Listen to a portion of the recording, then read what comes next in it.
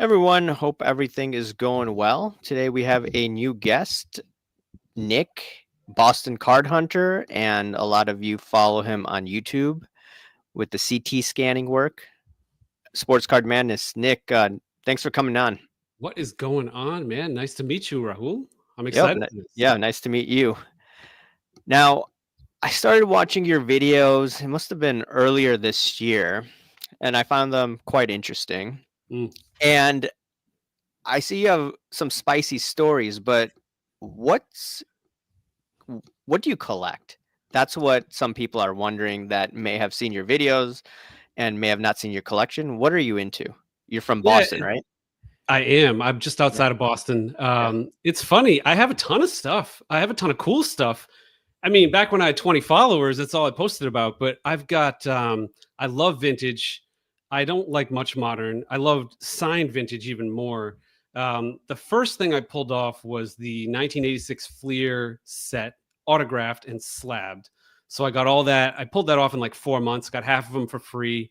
Then I ended up doing the 1969 Topps NBA set, which was a lot harder. That took like a year. And I've got a lot of other cool stuff. Like I'm a Boston guy, so I've got Russell's rookie, Russell's 1961. I've got, like a ton of vintage hoops autograph stuff, koozie and everything. And that's what I like. So I'm always trying to expand that collection because I really like that stuff. I've dabbled in 1957. So I want to get more into baseball, but yeah, it's been fun. Oh, monopolies. That's a great comment. Yeah, I heard that the other day. Wait, did you really say that when I was listening to your video? I'm like, yeah. It's sort of true. Maybe, I don't know. Depends on how good the sex is. So yeah, you're from Boston. You've experienced all sorts of things. I mean, when I wasn't too young to remember this, but like the Celtics in the 80s, and then you had Brady, and then the Red Sox. So you're spoiled there. So yeah, dude. I mean, being a Red Sox fan was painful though, man. And a Pats fan in the 90s, that was some shit. Drew Bledsoe though, so that was rough. But yeah, I mean, we've got a lot of championships. Thankfully, it's been nice. Like I was a really little kid in the 80s with Bird and all that, and I love the Garden. And Celtics are my team. That's like my number one. And yeah, Brady coming out of nowhere. That was a fun 20 years. And the Sox, yeah, I was like in college, just out of college when they won up here. It was crazy. I remember back then you could hack into the ticketing system and you could open up like 95 different windows and you could like oh yeah, and MLB. You'd hit Control N like 95 times. And I could get like I had tickets to the World. It was awesome. It was such a wow. time. Yeah, it was really cool. Nice. So that was fun. Yeah. Oh, nice. Okay, I know you have a lot of topics out there. Earlier this year, I think it was a dude from China. He first broke the CT scanning story. I talked about it a little here and there, and I think Neo talked about it. I know that you interviewed the guy from the scanning company. So what are your just thoughts on all of this? Because I have some 2000 Chrome packs of Tom Brady, or Tom Brady may be in it, his refractor rookie card. Packs and what's going on? Packs or boxes? I have, I think, 11 to 12 packs, unopened packs. Mm-hmm. And I mean, I bought it before. I mean, I bought it during the pandemic, and I didn't buy it right now. But I'm just thinking, like, wait, did the guy CT scan those packs? And we know they can do that pack. I think I shared a video on Instagram where they scanned a pack of those through a slab. People think like the slab can stop radiation. It's like plastic. Yeah, if it's a lead slab, sure. And they found a Tom Brady card in a pack. It was like a lucky pack. And not only that, but I don't know if you saw this one, but they can get down to the micron in terms of centering. So you can decide not only is there a Brady in there, but it's an 8 in terms of centering. You could see the surface issues. I mean, who knows what PSA will give you for a grade anyway, but you can at least sort of guide your decision. So they can definitely see that card 1000%. Like I have the videos. Yeah, that's just wild. So like, who knows what he did with it after, right? Could have put it back on eBay. I don't know. Yeah. No, I'm just wondering just the price of these wax or these packs in the future. I mean, if they're in a PSA 10, I think I have a PSA 10 right now of a Brady pack, and I'm just thinking, okay, does that value just go down automatically? Yeah, it's tough. Not yet, not immediately, but you have. I feel like I've seen a lot more high end cat scannable wax hit auctions lately. Like Golden's got all those exquisite boxes. I wouldn't touch any of that, man. Like anything with the risk reward, it's like how much to scan that, 5-figure box and then just resell it. I wouldn't touch any of that. But once you get like under 1,000, the risk reward, you're probably a little safer. So when you talk Yeah, like packs of right. something, so it's all about the value, really. Yeah, that makes sense. I wouldn't touch like the 1950 baseball cards and packs. I just avoid that as possible, as That's much as hard to see possible. though. Vintage is tough. They did it with 86 Fleer. They could see inside a pack I sent them, but they were pulling their hair out and it took days. So I think for now, most of vintage is safe. There's some stuff they can't do. Topps Transcendent, they cannot do it. They've tried everything. So I mean, it doesn't really matter. Like I think like every card's a 101 in that box, but Right, right. there are some things they can't do. But I think like this is a market altering event, Yeah, and I do think unopened wax over a certain value, one of two things will happen: it will get devalued, or people just open it because it's just going to make more economic sense to try for the expected value in the pack, or in the box. And I think we'll have like this great opening, over the next few years. It would be cool because these cards are supposed to like be in our hands anyway. that's true. That's true. I may just do that with those Brady packs 10 years from now and just Yeah, do just a open them, video, man. do a live to be like trying to find a Brady refractor. So, Buy singles, fellas. Steve, the only problem is you can't buy singles if they're not opened out of, out of packs and boxes. But I hear you. You could just be at the bottom of the flow and not worry about it and just buy singles and you're good. You know? yep, yep. And do you think this is fraud? Because I do think that this is fraud using a scan company. I mean, like, okay, if Yeah. someone's just trying to do a test, see, okay, hey, can you find anything in it? I'm just saying that if someone is maliciously trying to, Yeah. sell packs and going from there. There's 3 instances where it's not fraud, and then all the rest are. Yeah. Instance number 1, Heritage or Golden sends them a box, and it's like an extra certification on what's inside. Put it at auction. We know there's no GI Joe cards in here. It's good. That's a good use case. Similar to how people X-ray like iPhone, original iPhones now. I think Yeah. that's a good use case. Use case number 2, I've done myself. I sent them 2012 Prism packs. I'm a curious guy. I wanted to see what it would look like, and I think it's cool. And I'll just give them away. I think that's Yeah. fine. And then I think use case number 3, this is a rarer one. Let's say you have a box of like metal from the Yeah. 90s or something like that, and you don't want Yeah. to open it, but wouldn't it be cool to know if something was inside and then you just still don't open it? You still own it. Like if you're just going to keep owning it, there's no fraud. Every other situation is fraud. So like now you scan it and you put a dud up, that's fraud. Yeah. You scan it and you trick somebody into opening it or breaking it, that's fraud. A breaker, breaks an unloaded box, that's fraud. So everything else is fraud. I can only think of 3 good uses out of this. Do you think a bunch of these breakers use technology like this? Yeah, I mean, I know for a fact. I wish I had 100% evidence and like a video of them doing it because I just blast them. But I mean, there's big breakers have done this, and I think if you're getting something that's like just been released and it's first off the line, I think you're okay. There's just no time. You Yeah. gotta ship this out and ship it back. Like first few days of release, you're probably okay. After that, if it's a high end thing, I'd just be careful. I don't think it's something like 80% of breakers are doing it, but 10%, whatever. Yeah. I mean, you look at Mercury, dude. Like it is a fact that 1 to 3% of all Mercury cases were scanned. That is something like I know and I have seen. So it's like Okay. this is like Yeah. prevalent. Right. Right. Right. Okay. I wanted to go into some of your other videos, and we're going to get into the Fanatics things later on. But you interviewed an ex Beckett grader, from my understanding. Yeah, that was fun. That was fun. How We had did to you? How anonymize did him. you? how did you get in contact with this ex Beckett grader? Because I saw LinkedIn. him LinkedIn? Um, yeah, Oh, and okay. it was not easy. I have tried to get a dozen ex PSA graders on our Yeah. show, and none of them will risk the 2 year, the NDAs and stuff like that. But Yeah. we anonymized this guy. Some people figured out who he was from his Halloween costume award, but I Wow. convinced him. Uh, we paid him. Some of our guests we pay like a really small fee, Yeah.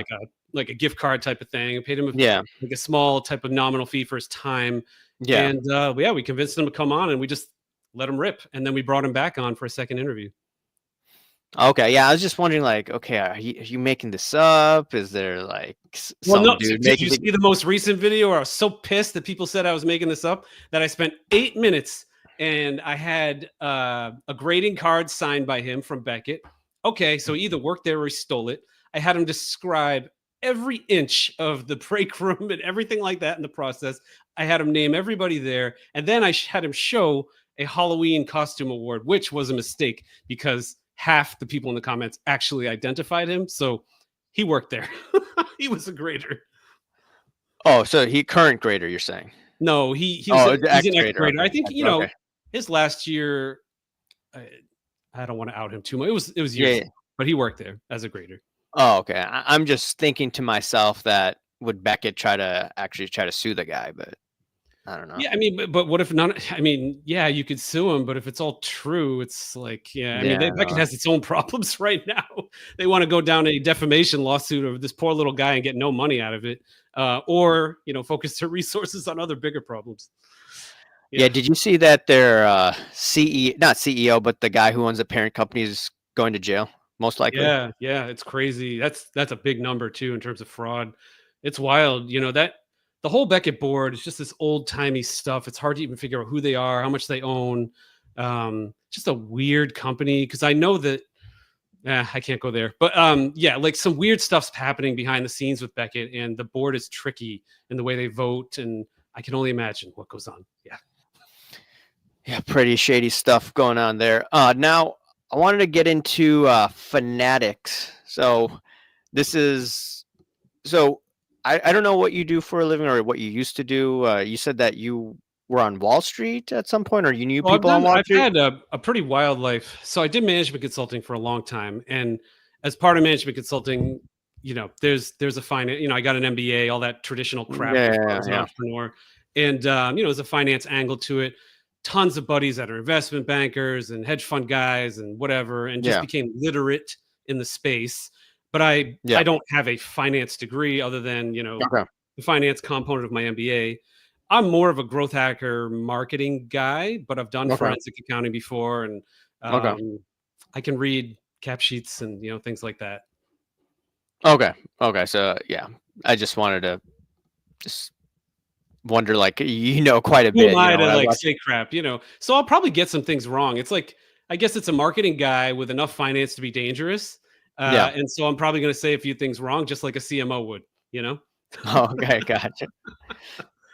So you did a video. I watched it this morning. Is Fanatics basically in trouble? I think their bond rating got downgraded. I mean, Yeah. a little more than that. I haven't followed it too much, Mhm. but and you think that is potential, or that could potentially lead to more problems with Fanatics. Why do you say that?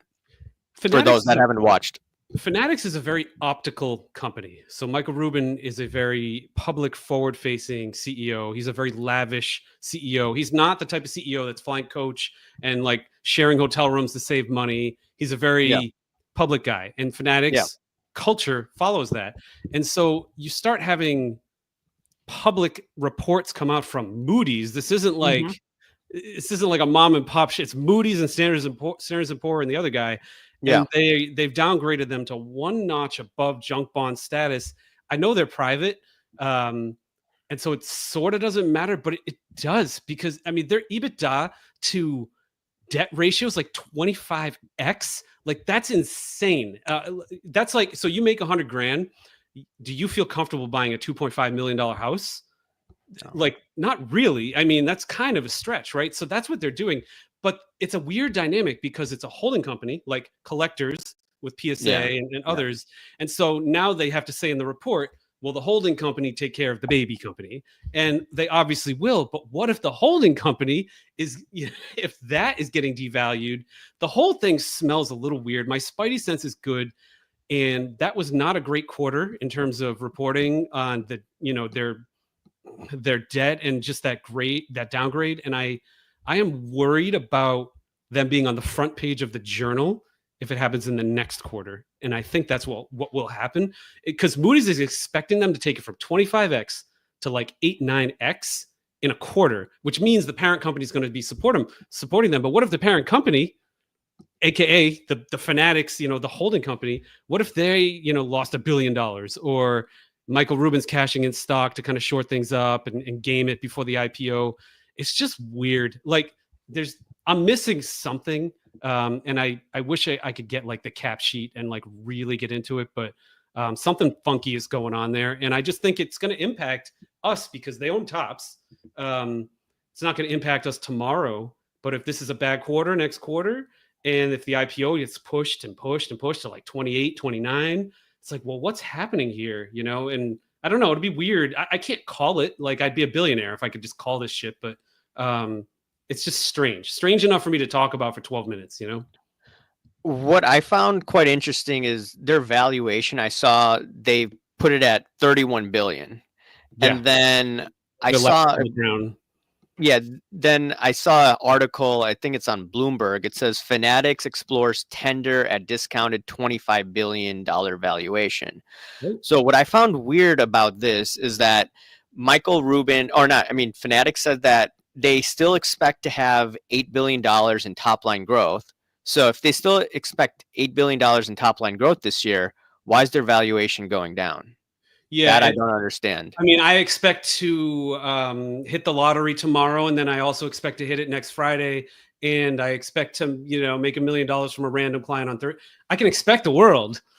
Yeah. It's like, the expectation and the reality is the delta, right? And so these things can be taught. Like the CFO could talk a good game, and get the Yeah. get Moody's to play ball for like a quarter, but eventually you can't keep talking the game and you got to show the receipts, which is why like Fanatics Fest, that was shocking to me how much money it lost. And I'm just where did the information? I think like it was floating around that they lost a ton of money. Like I think I have actual real numbers. Like from okay, well, what it's 10 to 13 million on New York City. They lost.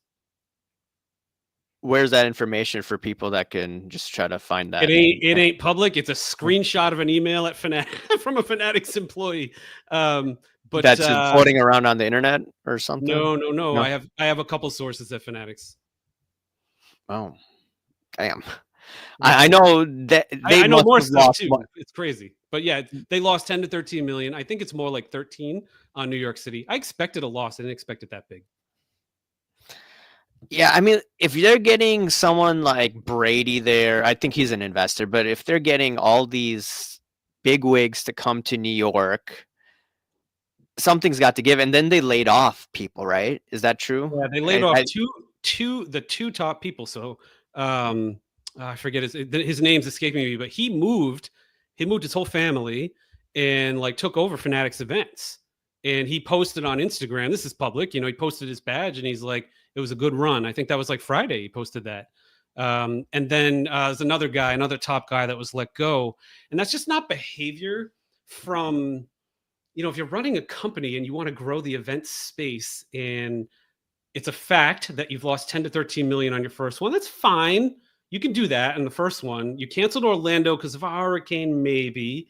And I'm sure New York City is still on right now, but it's 7 months away and a lot of stuff could go down. And they've got to scale it back. It may not be scaled back in terms of square footage, but it may not be Brady. I mean, yeah, right. He's an investor, but instead of Travis Scott, it's going to be like C or D list or just less. Like, I think it'll be less of a spectacle or something like that. Because they can't just keep hemorrhaging like this because it's going to affect the baby companies. The whole thing is like this house of cards, and they've got to make it to the IPO. So it's just crazy. So this is what TGA is online says. a follower of mine, if a company of that size is worried about 15 million, that is concerning. So I know that CFOs, Yeah, it's they not the can get, number, but yeah, yeah, go ahead. yeah, CFOs, like wherever I work, they're pretty stingy. And if they have to cut costs, they're just gonna, aggressively cut costs. They're the ones Yeah. dealing with the rating agency. Michael Rubin is not sitting there with Moody's, and Michael Yeah. Mahan is not sitting there with Moody's and like having to Yeah. ruin his day. The CFO is doing that, and the CFO is going to start getting pissed. He's like, "All right, guys, like, what's the deal?" And you're right. That's exactly what's happening. It's not Because so TJ, like that 15 million is nothing, right? Like to a company of this value, it's the optics of it and this space that they're trying to build. And I imagine if they had run Orlando, they would have lost a similar amount, maybe it was 5 million or 10. And you can't do that forever. You could do it a few times as a loss leader, but you can't do it forever. It's just a bad business, you know? yeah, I'm just thinking out loud. Why didn't they just collaborate with the other shows? Yeah, Wouldn't which that just ones? have been? I mean, I'm sure that okay, if you just, Oh, I don't know. I've got actually a great piece of knowledge. I've never told anybody, and I don't even remember who told me. So I'm gonna fucking say it. Yeah, I know that they tried to buy the National at some point.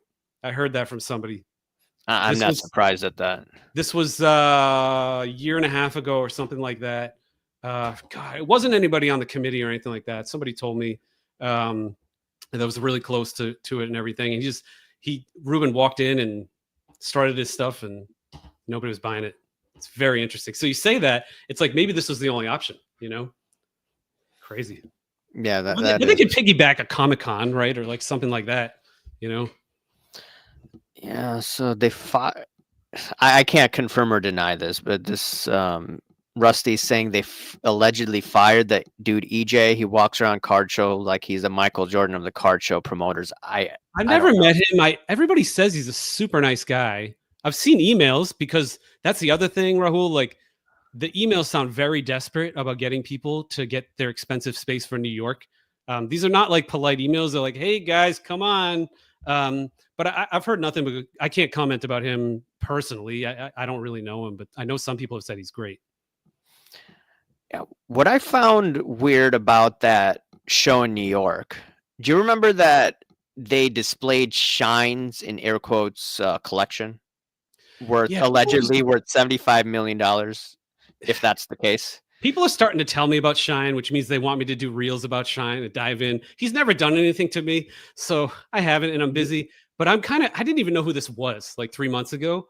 But yeah, dude, I mean, this is all it's all just sizzle, right? It's just like, all right, look at me, I'm awesome. I have this. Yeah, It's so right. stupid. Yeah, but I mean, everyone knows about what's going on, but it's just like I don't understand. This hobby tends to associate with people with questionable backgrounds, and I don't know. Well, It's just they're fun to watch, dude. Like they're yeah, entertaining. Oh yeah, they look like they're like a hitman. They got sunglasses on all the time, even if it's indoors, and they're flashing around millions of dollars of stuff. And the 17-year-olds and the 15-year-olds eat that up, man. It's awesome. Me and you, we're boring. It's yeah. okay.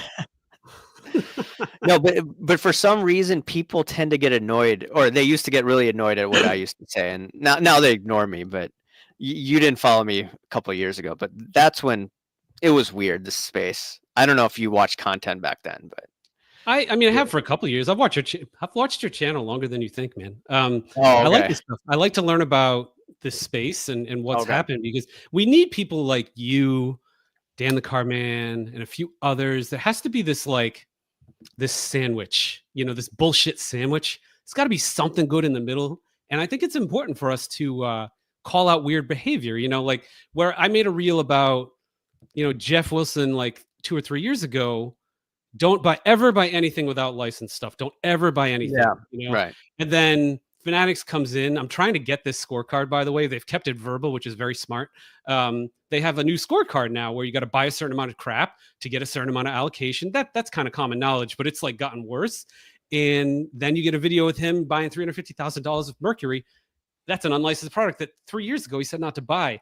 That type of stuff really bothers me. And I don't like that because what I care about is some dude, he's not on YouTube, he's not on Instagram, doesn't know any of this stuff, just likes cards. He likes Wemby.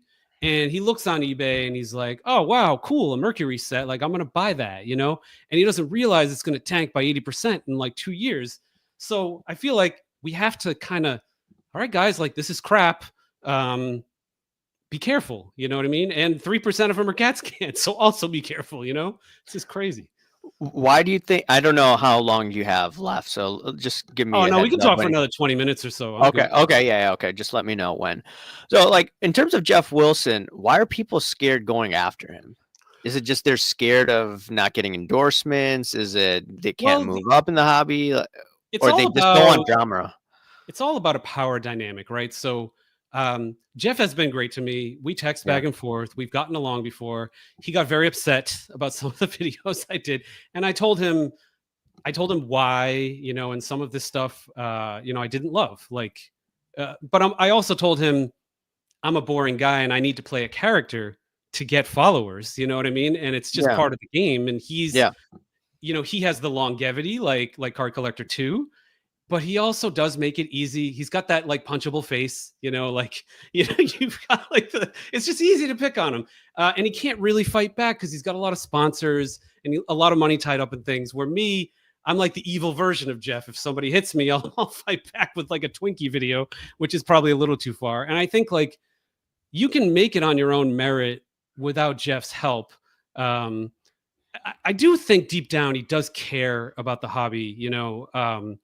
And I'm probably going to get crap for this. I do think he's a good person. I just think he's just like caught up in like, you know, like his sisters on Sports Center. And like, I think he's a showman. He wants to be a showman. He wants cameras around him. And I think he absorbs that. Right. And he feeds off of that. Doesn't make him like bad. It's just like, he craves it, you know? And as a result, he says things that, you know, sometimes are silly. yeah. I didn't understand him when he was Some of doing these that. comments are awesome. Yeah, I mean, this is how it usually is. I try not to, block unless if it's like No, crazy, they're crazy. great. I But love it. I love it. yeah, but I remember a couple of months ago he was doing that pumping of the Star 84, saying that he Oh, had the don't get me card, but started then on he that shit. didn't sell the card, but then he did sell the card, but he said that he couldn't say he sold the card because it was Yeah. a private sale. So And basically, it was then a brag about an unrealized gain, and yes, then we don't even know the cost basis because it was private. So it's like, and the whole 84 star thing, man, like, you know, give me a break. Like, it's like Jim Cramer. He's not allowed to trade stocks. He has to do it for charity. Because if yeah, Jim Cramer says to buy this penny stock, what's going to happen to the penny stock? Goes nuts, right? yeah. So we don't have regulation in cards. So when somebody owns an 84 star, buy this, buy this, buy this. What do you think's going to happen? Oh my God, I gotta get this card. I'm just going to die without this card. And the card price goes up. It benefits them, and it's not regulated. It's wild. This is like nuts. The space. I mean, 84 star. It's like, oh, give me a break. I Did like you the see? card, but Yeah, I'm pretty sure there are quite a bit of those cards that are trimmed or like some sort of work done on them.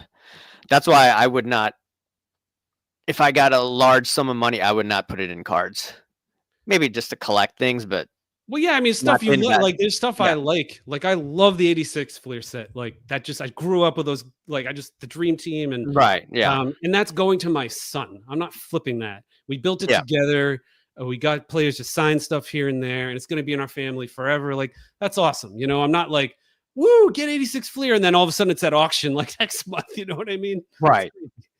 Yeah, makes sense. Makes sense. Did you see that? How the mainstream media, they did basically an article. They showed Dan's video. They had Cage Lawyer's video. They had one of my video where I called, basically going after Jeff Wilson for like pumping Star 84. Do you think that it's crazy that now the media has caught on to like the silliness of the hobby, Well, of guess what's what's going on? happening, dude? So I did an interview with the New York Times a few weeks ago. The New York Times company also interviewed the CAT scan company. ESPN is going to piggyback that at some point soon.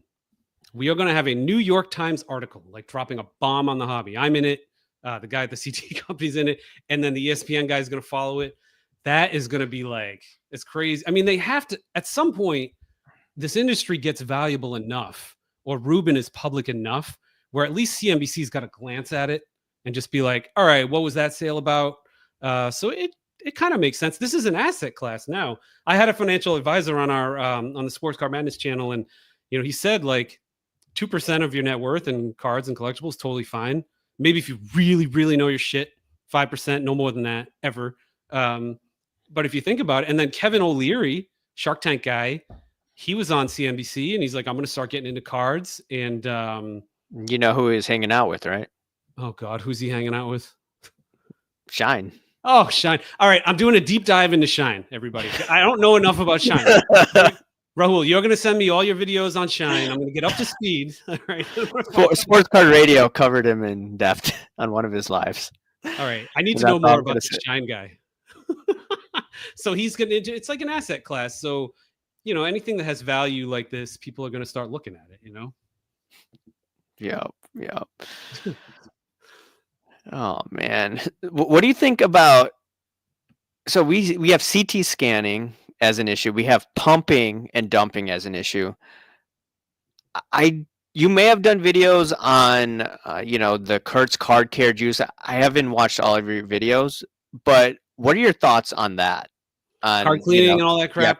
Yeah. I don't know, man. Like, I like Kurt, first of all. This is, again, probably going to be controversial. I like him. I think he's a cool dude, probably because he plays guitar like me.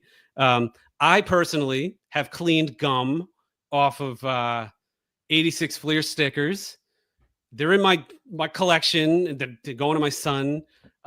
Should I be like arrested for that? I took like a microfiber and I wiped the gum off the back because I didn't want it to say ST on the card. I didn't sell it or anything like that.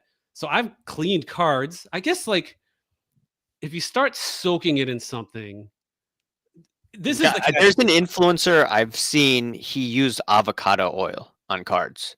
Well, I mean, I think I would not use. I don't do. It doesn't seem okay. I mean, but like then there's the people that it's so like if there's dirt on the card, you need to like make sure the dirt stays on the card, put that in the sleeve, and send it to PSA. It's like you're allowed to wipe the fucking card. Like you just wipe the card, man.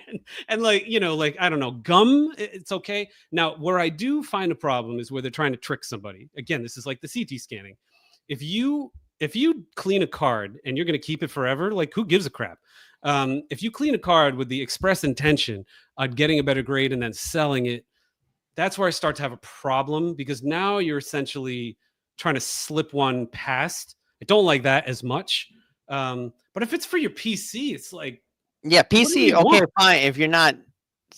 If you disclose it, I think. Oh, right. If you tell somebody, I cleaned this. I cleaned it. Okay.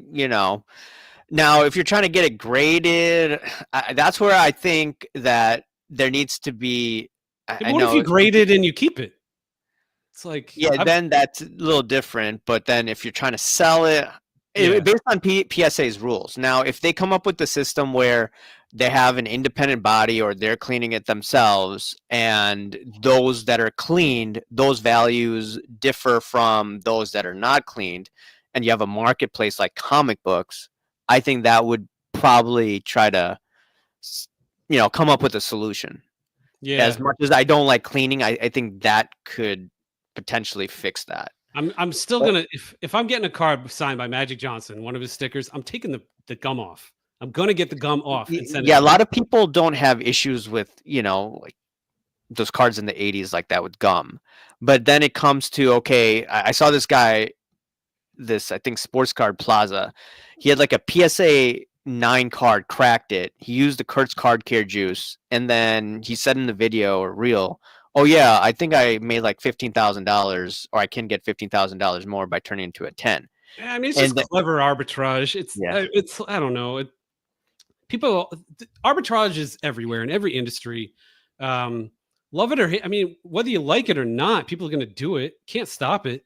So it's more just, I guess, when you see a card altered, just be vigilant about it and report it to PSA, if you have a problem with it. And, it's, like just do your job and report it, I guess. But for my own collection, if I'm not selling the card, I'm going to clean. I guess I'm never going to clean a card with like solution. I just don't want to. That's weird. Like soaking a card. But I will all day long use pantyhose and crap to get gum off of my Fleer cards. So, Okay. There we go.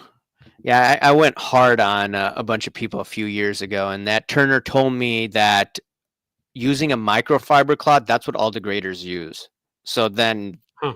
I guess that's an okay practice if It's just you know like you're just piece. wiping. It's like Yeah, or Christ. wiping it. Yeah, like If there's a I piece of wipe. dirt on it, like, do we want that dirt slabbed with the card? Like, or can you blow it off?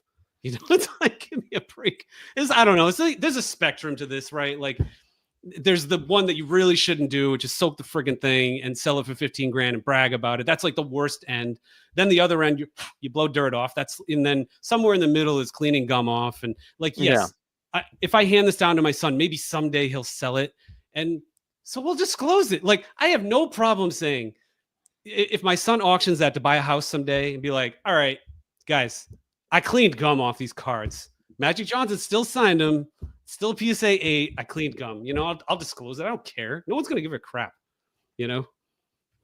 yeah. Sorry. No, it's all good. I think we need to have more conversations because I used to get on people that think like me, and then, I don't want to be in my own echo chamber. So, Yeah, cool. so that's I'm why. like, there's different stuff. There's soaking, there's gum, it's blowing dirt off. It's all a spectrum, right? Nothing's ever black and white. Yeah, let's see some of the comments here. Dustin is bad for the. Oh, come on. I like that. Yeah, Dustin had me on, I think, a couple of years ago during the pandemic. I like Dustin. All right. I'm putting it out. You guys can unfollow me or whatever. He's funny and he's cool. Yeah, you're gonna get Ziggy mad, the card hunter. Have you watched Ziggy's videos? I love Ziggy. Me and him are buddies. We've Oh, actually talked on the phone before. Oh, okay. He's a good dude. Ziggy, I almost banned Ziggy because he said he fought me on that first Beckett video. We had like 200 followers, and he's like, "This is your buddy. Like, this is not a great." And I got so pissed because I hate when people say I do something that I didn't do, but I'm glad I didn't because I really like him. Okay. Speaking of blocking, the other day, I am civil with P. Ryan. So what's going on there? If you want to talk, if you don't want to talk P. about Ryan, that, I guess I'm the hot-headed one. Me and LZ on our show, and I retired ages ago, plenty of money. I'm just kind of have that like F you attitude, and P. Ryan just kept dogging me about that first Fanatics video, and it was so biased because I know he's buddies with them. He was forced to invest and collect. what do you mean he was forced to invest and collect? Because you're at the golf club, your buddy puts in $1 million, you have to put in $1 million. It's like embarrassing not to. Collect is like an embarrassment to the whatever. We don't even have to go there. But so he kept commenting about Fanatics and how I was wrong and all my points are irrelevant. And I just said, you know what? I'm going the fat route. And I made a video about him looking like the comic book guy from Simpsons. And it was good. It was about to hit 100,000 views on Instagram. And he asked me many times to take it down. And then I don't know. I felt bad. My daughter can see like some of the stuff I posted, and she's like, "Dad, you can't go there." So, and then somebody else in the hobby convinced me to take it down. So I took it down. And then he sent like a minion after me, that sign and slab guy, about like fake followers or something. So then I did a video right back at him about how he can barely walk like a quarter mile without getting winded. And then I showed my whole dashboard, like, look, 90% US and like all this stuff. It was really fun. But at the end of the day, and then they did a live bashing me eating Twinkies. It was great. I think this is all great. So like Ryan and I texted back and forth for about an hour, I think Friday night or something like that. And we buried the hatchet. We're Okay, that's similar. good. We're similar net worth. We're born the same year. There's no reason to be, stupid about this. And yes, I went too far and I shouldn't have made fun of his weight and whatever, but it was funny. I mean, if anybody wants to see this crap, well, you can't see that one, but I have some other funny stuff on Boston Card Hunter on Instagram. I'm civil with P. Ryan. He used to promote my stuff back in the day. Now, some of his friends are really bizarre. I don't know if you've had interaction with them, but I'm trying to be civil with Sign Slab these days. But like, there were stories, over a year ago where it just got weird. It's weird. We got along too. Like, again, I felt bad. I made fun of the guy because he's like huffing and puffing on a walk, but he actually had some like it's easy to make fun of people. I'm going to be a little better. I'll try. I don't know, 2 positive videos for every negative one or something like that. But I've been having fun. I just don't like it. Again, when people accuse me of something like having fake followers, I'm going to clap back and show them my dashboard. It's like, Yeah, because I get a lot of DMs from people saying like, "Yeah, this dude has fake followers," and I'm like, "I want to hear it from you," and you're saying that no, I don't have fake followers. So well, I showed the dashboard. I literally showed it. I have no yeah, I problem saw doing that that. video. And then, of course I've got bots. Like, I follow a model or something like that. And it's like, boom, No, 10 bots. Like my profile could be 10% bullshit. I have no idea. I scrub hmm it. I scrub it like every, I don't know, week or two. And I remove a few no, hundred. But there's bullshit in there. But it's probably 80-90% good, which is pretty high, I think, for an influencer in this space. Cause it's more like 80% bullshit for many of them. And I'm happy to show my dashboard anytime. I got it right here. Like, I got nothing to hide. I could care less. I think they're pissed because I'm growing fast, because I'm calling shit out and like, making fun of them. So it's all good. So what are your plans? I know you have to go in a few minutes. So what are your future plans for your channel? Because I do watch. You're still one of the few channels that I watch. Dan, I used to watch Sports Card Radio a lot. On occasion, I watch Neo. I watch Dustin, Ziggy, whatever the algo feeds at me. I watch. But Yeah. what are your plans for your channel moving forward? Yeah, I think it's been crazy. This time last year we had 40 followers. Now we have 4,000. They're all real, I swear. And we're just me and my brother-in-law. He's the other half of the show. We're having a good time. hmm We like vintage stuff. We don't like modern too much, which is the problem. But we're doing a couple shows a week. It's an excuse for us to just talk and have a good relationship and have a good time. That's why we started this anyway. DraftKings wrote us a nice check. So they've sponsored us for a while. They'll keep it going. But sports cards is only so big. I mean, we'll eventually have to pivot a little bit. Probably get like a hot Pokemon chick or something like that, and do a little Pokemon stuff. And I don't know. We'll just have fun, I think. And I'm going to continue to like interview interesting people, but I also don't want like the same regurgitation. Like, we'll bring my personal trainer on and we'll talk Yeah. about injuries and we'll say, Yeah. hey, this guy's got a hamstring injury. Is he going to play Sunday? Like go just cool Yeah. stuff like that, or bringing a financial advisor on. So Yeah. interviews with people, just having fun. And, we'll keep on like doing videos like I did on Fanatics. Like I'll keep diving into things as well. Maybe Shine will be the next one. We'll see. Oh, I would watch that.